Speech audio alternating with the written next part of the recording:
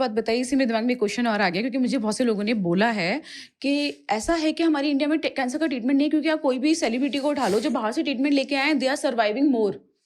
और हमारी इंडिया में जितने भी ट्रीटमेंट ले रहे हैं किसी का कुछ पता ही नहीं चलता। तो आपको क्या लगता है, ऐसा कोई डिफरेंस है क्या?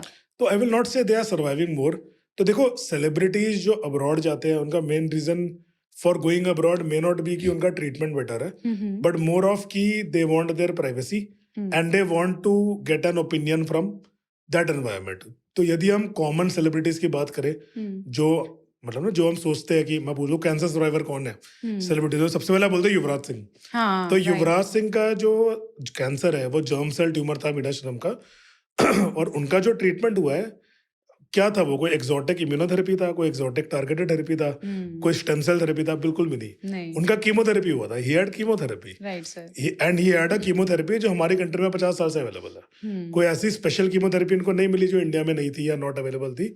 और युवराज सिंह के स्टेज का कोई पेशेंट अगर टाइम से उसी कीमोथेरेपी से इंडिया में ट्रीटमेंट लेता एक कंपिटेंट डॉक्टर के अंडर, तो उसका सर्वाइवल उतना ही अच्छा होता था युवराज सिंह का हुआ है। तो ऐसा कुछ नहीं है कि उधर कोई ऐसी टेक्नोलॉजी थी। प्रॉब्लम क्या है कि युवराज सिंह सपोज दिल्ली एम्स में अपना ट्रीटमेंट कराएगा, तो उसको गेट पे ही 1000 लोग पकड़ लेंगे, राइट। कि भाई सर क्या हो रहा है, आपने सुबह क्या खाया, ठीक है, मम्मी ने पराठे पैक किए क्या?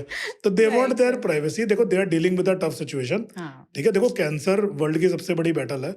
किसी भी कोई भी आदमी यदि कैंसर पेशेंट है तो they deserve our respect and they deserve their time. तो कोई भी कैंसर पेशेंट हमारे पास आता है, मैं हमेशा उसको डे 1 में बोलता हूँ कि भाई नेक्स्ट 6 महीने के लिए तुम्हें खुद पे फोकस करना है, तुम बाकी जिम्मेदारी सेकंड लेवल पे है, ठीक है। You might be a mother, that is your second priority. You might be a wife, that is your second priority.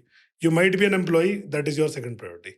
Your first priority is you are your first priority. तो cancer में everybody has a right to privacy, everybody had a right to put themselves on top. कोई cancer patient को fans को खुश करने की जरूरत नहीं है। मतलब यदि हम सेलिब्रिटीज की बात करें, तो यदि कोई सेलिब्रिटी है बेचारा अपना कैंसर का इलाज कर रहा है, पहले भाई फैंस को खुश करो। कोई बंदा आ जाएगा सर के साथ सेल्फी लेने, ठीक है। तो they have to focus on themselves and they can afford it. They can afford it and the main reason why they take treatment there is to access privacy, कि भाई बिना एक सेलिब्रिटी की तरह वो एक नॉर्मल आदमी की तरह अपना ट्रीटमेंट ले सके। I will put it to you very very clearly, जो भी इंडियन सेलिब्रिटीज है जिन्होंने कैंसर का इलाज बाहर कराया है, उनमें से किसी को भी ऐसा रिसर्च इलाज नहीं मिला है जो इंडिया में नहीं है। I am very very clear.